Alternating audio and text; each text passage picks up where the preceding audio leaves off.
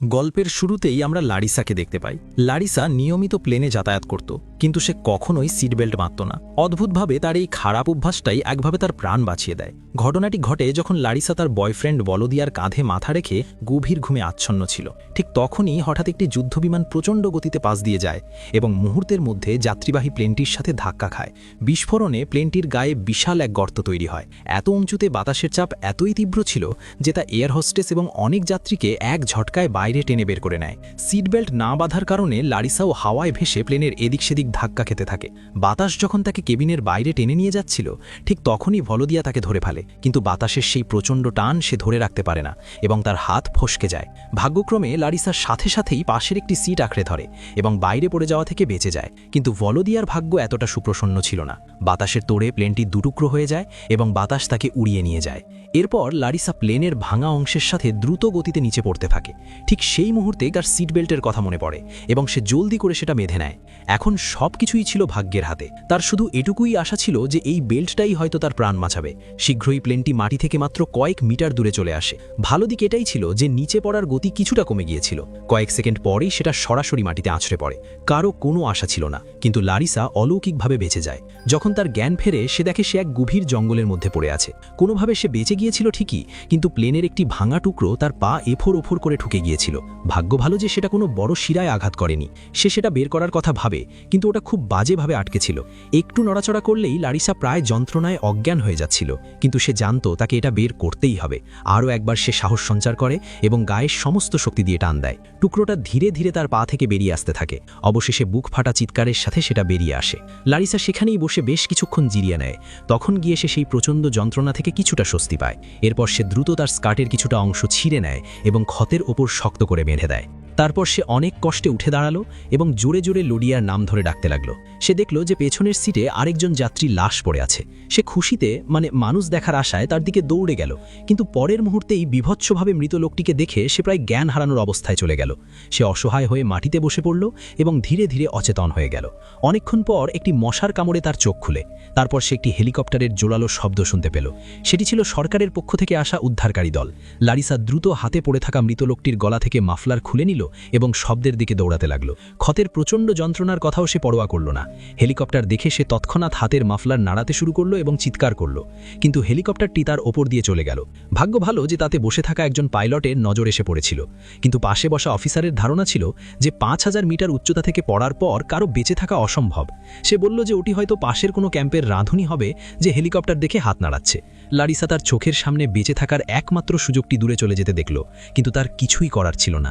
এদিকে অন্যদিকে মাটিতে কাজ করা লোকেরাও বড় আকারে তল্লাশি চালাচ্ছিল, কিন্তু সব জায়গায় তারা শুধু লাশই পাচ্ছিল, জীবিত কাউকে পাওয়া যায়নি। তখনই সেই হেলিকপ্টারটি অফিসারকে নামিয়ে দিয়ে আবার ফিরে এসে খোঁজাখুঁজি করার সিদ্ধান্ত নেয়। পাইলটের মনে হচ্ছিল যে সেই লোকটি হাত নাড়াচ্ছিল না, বরং সাহায্য চাইছিল। তাদেরও নিজস্ব পরিবার আছে, তাই তারা ক্ষতিগ্রস্ত পরিবারের কষ্ট বুঝতে পারছিল। যতক্ষণ সামান্যতম আশা আছে ততক্ষণ হার মানা উচিত নয়। এদিকে লারিসার মা রায়েসা দুর্ঘটনার খবর পাওয়ার মাত্রই কাঁদতে কাঁদতে বিমানবন্দরে পৌঁছে যান, কিন্তু সেখানে পৌঁছে তার খুব অদ্ভুত লাগলো। কর্মীরা বলল এটি একটি সড়ক দুর্ঘটনা ছিল, অথচ রায়েসা খুব ভালো জানতেন যে তার মেয়ে বিমানে ভ্রমণ করছিল। তার মনে হলো এখানে নিশ্চয়ই কোনো গোলমাল আছে।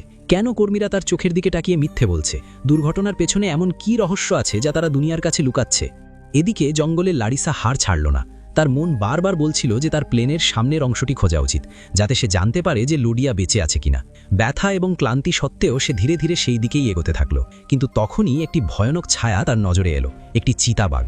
লারিসার পায়ের নিচে শুকনো পাতা মরমর করে উঠল এবং চিতাবাঘটি তৎক্ষণাৎ তার দিকে ঘুরে তাকালো। মনে হচ্ছিল সেটি রক্তের গন্ধ অনুসরণ করতে করতে এখানে এসেছে এবং পরিষ্কার বোঝা যাচ্ছিল যে সেটি অনেক দিন ধরে ক্ষুধার্ত ছিল। লারিসা ধীরে ধীরে পেছাতে লাগলো। বুক এত জোরে ধরফর করছিল যে মনে হচ্ছিল বুক ফেটে যাবে, কিন্তু তখনই ভুলবশত তার পা একটি শুকনো ডালের উপর পড়ে এবং মরমর শব্দে জঙ্গল কেঁপে ওঠে। চিতাবাঘটিকে নিজের দিকে টেনে আনার জন্য এই শব্দটুকুই যথেষ্ট ছিল। এখন তার কাছে লাশের চেয়ে একজন জীবিত মেয়ের প্রতি আকর্ষণ বেশি ছিল। ভয়ে লারিসার নিঃশ্বাস বন্ধ হয়ে আসছিল। সে চোখের পলক পর্যন্ত ফেলতে পারছিল না। তার মনে হলো আর কয়েক সেকেন্ডের মধ্যেই সে চিতাবাঘের শিকারে পরিণত হবে। কিন্তু তখনই ওপর থেকে সেই হেলিকপ্টারটি আবার ফিরে এলো। এর ইঞ্জিনের প্রচণ্ড শব্দ জঙ্গলে এমনভাবে প্রতিধ্বনিত হলো যে চিতাবাঘটি এক মুহূর্তে ভয় পেয়ে পালিয়ে গেল। আরেকবার লারিসা মৃত্যুর মুখ থেকে ফিরে এলো, কিন্তু তার দুর্ভাগ্য এটাই ছিল যে হেলিকপ্টারটি তাকে না দেখেই এগিয়ে চলে গেল। সে বুঝতেই পারছিল না যে এটা ভাগ্যের কেমন খেলা। প্রতিবার আশা সামনে আসে আর প্রতিবারই তা তার থেকে দূরে সরে যায়। সে এইমাত্র ঘটে যাওয়া সেই ভয়ঙ্কর মুহূর্তটি পুরোপুরি কাটিয়েও উঠতে পারেনি যে তার আহত পায়ে আবারও তীব্র ব্যথা শুরু হলো। লারিসা ক্লান্ত হয়ে পড়েছিল, পিপাসায় তার গলা শুকিয়ে গিয়েছিল এবং ভয়ে মস্তিষ্ক অসাড় হয়ে পড়েছিল। সে তার পকেট হাতড়ে সিগারেটের প্যাকেটটি বের করল। ভেবেছিল হয়তো এক টান দিলে তার এলোমেলো হয়ে যাওয়া হুঁশ কিছুটা ফিরবে, কিন্তু বিমান দুর্ঘটনায় প্যাকেটটি পুরোপুরি ভিজে গিয়েছিল এবং সিগারেটগুলো নষ্ট হয়ে গিয়েছিল। এটা দেখে সে রাগে ফেটে পড়ল। তার মনে হলো আজ যেন সিগারেট খাওয়াটাও কোনো ধনী ব্যক্তির বিলাসিতার মতো কঠিন হয়ে দাঁড়িয়েছে। হ্যালো বন্ধুরা, আজ বলছি 1xBet সম্পর্কে। পিএসজি ও সেরিয়া এর স্পন্সর 28 মার্চ শুরু হচ্ছে আইপিএল ক্রিকেট প্রেমীদের জন্য দারুণ সুযোগ। এখানে বিভিন্ন দেশের ক্রিকেট ও ফুটবল লাইভ দেখার পাশাপাশি স্কোরের ভবিষ্যৎবাণী করে নগদ জিততে পারবে, যেমন কোন দল জিতবে, কত রান করবে ইত্যাদি। এছাড়াও আছে চিকেন রোড ও ক্র্যাশ গেম সহ বিভিন্ন বিনোদনমূলক খেলা। মাত্র 300 টাকা দিয়ে শুরু করা যায়। রয়েছে BMW গাড়ি, আইফোন, ল্যাপটপ সহ বিভিন্ন পুরস্কার। রেজিস্ট্রেশন করার সময় আমার প্রোমোকোড গল্প2 ব্যবহার করলে প্রথম জমাতে পাবে 12,000 পর্যন্ত ও ফ্রি স্পিন। পেটিএম ব্যাংক, বিকাশ, নগদ, রকেট ও বিভিন্ন সহজ পদ্ধতিতে জেতা রাশি তুলতে পারবে। আমি নিজেও ব্যবহার করছি, তুমিও করতে পারো। তাই দেরি না করে আমার কমেন্টস থেকে অথবা গুগলে 1xBet লিখে সার্চ করুন আর প্রথম লিঙ্কে ক্লিক করে আমার দেওয়া প্রোমোকোড গল্প2 ব্যবহার করে রেজিস্টার করো এবং বোনাস পাও। যখন সে বুঝতে পারছিল না এরপর কি করবে, ঠিক তখনই তার নজর অজান্তেই তার হাতে ধরা শুকনো ডালটির ওপর পড়ল। প্রথমে সে কিছু বুঝতে পারল না, কিন্তু কয়েক সেকেন্ড পর সে ডালটির দিকে তাকিয়ে রইল, যেন মস্তিষ্কে কোনো পুরনো স্মৃতি জেগে উঠল। লারিসার মনে পড়ে গেল যে বিমানটি পূর্ব দিকে উঠছিল এবং দুর্ঘটনার সময় ভোলোদিয়া বিমানের সামনের অংশে ছিল। যদি তাকে ভোলোদিয়াকে খুঁজে বের করতে হয় তবে দিক নির্ণয় করা সবচেয়ে জরুরি। সে আশেপাশে নজর বোলালো এবং কাছে পড়ে থাকা একটি ছোট্ট টেডি বিয়ার দেখতে পেল, যা সম্ভবত কোনো বাচ্চার ছিল। সেটি তুলতেই তার ভেতর থেকে একটি সরু রূপালী সুই খসে পড়ল। সে মৃদু হাসল, যেন প্রকৃতি নিজেই তাকে কোনো সংকেত দিচ্ছে। সে নদীর কাছে গিয়ে একটি পাতার উপর সেই সুইটি রাখল এবং জলের ধীর গতির নড়াচড়া দেখে দিক চিনে নিল। এখন সে জানত তাকে কোন দিকে যেতে হবে। তারপর সে নদী থেকে কিছুটা পরিষ্কার জল ভরে নিল, যাতে পিপাসা পেলে কাজে লাগে। হাঁটার সুবিধার জন্য সে কাছে পড়ে থাকা এক মৃত ব্যক্তির কাপড় খুলে নিজে পরে নিল, কারণ তার নিজের পোশাক ছিঁড়ে গিয়েছিল এবং জঙ্গলে হাঁটা কঠিন হয়ে পড়ছিল। এমনকি তার হাই হিল স্যান্ডেলও সে চাকু দিয়ে চটির মতো বানিয়ে নিল, কারণ এমন এলাকায় হিল পরে হাঁটা মানে নিজেকে আঘাত করা। তার পা রক্তাক্ত ছিল, কিন্তু সে থামতে চায়নি। খুঁড়িয়ে খুঁড়িয়ে ক্লান্ত শরীর নিয়ে আশার ওপর ভর করে সে এগিয়ে চলল। জঙ্গলে দূর দূরান্ত থেকে ভেসে আসা পাখির ডাক, বাতাসের শীষ এবং গাছের ডালপালার নড়াচড়া তাকে ক্রমাগত ভয় দেখাচ্ছিল। প্রতিটি শব্দ তাকে মনে করিয়ে দিচ্ছিল যে এখানে সামান্য ভুল তার প্রাণ কেড়ে নিতে পারে। একটু এগিয়ে যাওয়ার পর সে এক জায়গায় অনেকগুলো ভাঙা গাছ দেখতে পেল, যেন কোনো ভারী জিনিস সেগুলোর উপর পড়েছে। এটা দেখে তার মনটা একটু হালকা হলো। তার মনে হলো হয়তো সে বিমানের বাকি অংশের দিকেই এগোচ্ছে, কিন্তু তার এই স্বস্তি বেশিক্ষণ টিকল না। হঠাৎ তার পা পিছলে গেল এবং সে এক গভীর কর্দমাক্ত দলে আটকে যেতে লাগলো। শুরুতে সে ভেবেছিল সহজেই বেরিয়ে আসবে, কিন্তু যতই হাত পা নাড়ল সে আরও দ্রুত নিচে ডেবে যেতে লাগলো। আতঙ্কে তার হৃদস্পন্দন বেড়ে গেল। কাদা তার কোমর পর্যন্ত পৌঁছে গিয়েছিল এবং প্রতি সেকেন্ডে পরিস্থিতি খারাপ হচ্ছিল। যখন তার মনে হলো হয়তো গল্পটা এখানেই শেষ, ঠিক তখনই তার নজর সামনে থাকা একটি ছোট্ট গাছের উপর পড়ল।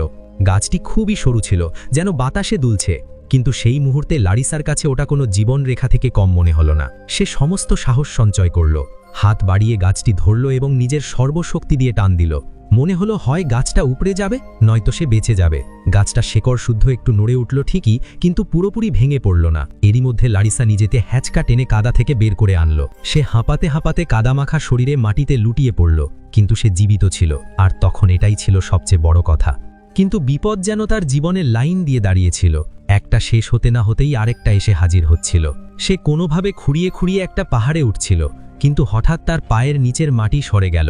মাটি এতটাই পিছলি ছিল যে সে ভারসাম্য হারিয়ে ফেলে এবং গুড়িয়ে আবার নিচে পড়ে যায়। পড়ার সময় সে কয়েকটা পাথরে ধাক্কা খেলেও ভাগ্য ভালো যে বড় কোনো আঘাত লাগেনি। কিন্তু নিচে পড়ে গিয়ে সে যখন ওপরের দিকে তাকালো, তখন তার মনোবল ভেঙে যেতে লাগলো। তাকে ওই একই পথে আবারও উঠতে হবে। পায়ে গভীর ক্ষত থাকার জন্য প্রতিটি পদক্ষেপ তার কাছে শাস্তির মতো মনে হচ্ছিল। তবুও দাঁতে দাঁত চেপে সে ধীরে ধীরে নিজেকে ওপরের দিকে টেনে তুলতে লাগলো। যন্ত্রণায় তার চোখে জল এসে গিয়েছিল, কিন্তু সে থামতে চায়নি। কোনো রকমে সে ওপরে পৌঁছালো বটে, কিন্তু মুহূর্তেই তার নিঃশ্বাস আটকে গেল। সেই চিতাবাঘটি তার সামনেই দাঁড়িয়েছিল, সেই একই চিতা যার কাছ থেকে সে একবার প্রাণ বাঁচিয়ে পালিয়ে গিয়েছিল। লারিসার মস্তিষ্ক অসাড় হয়ে গেল। সে বুঝতে পারছিল না যে ভাগ্য তার ওপর এত ক্রুদ্ধ কেন। সে ভাবল হয়তো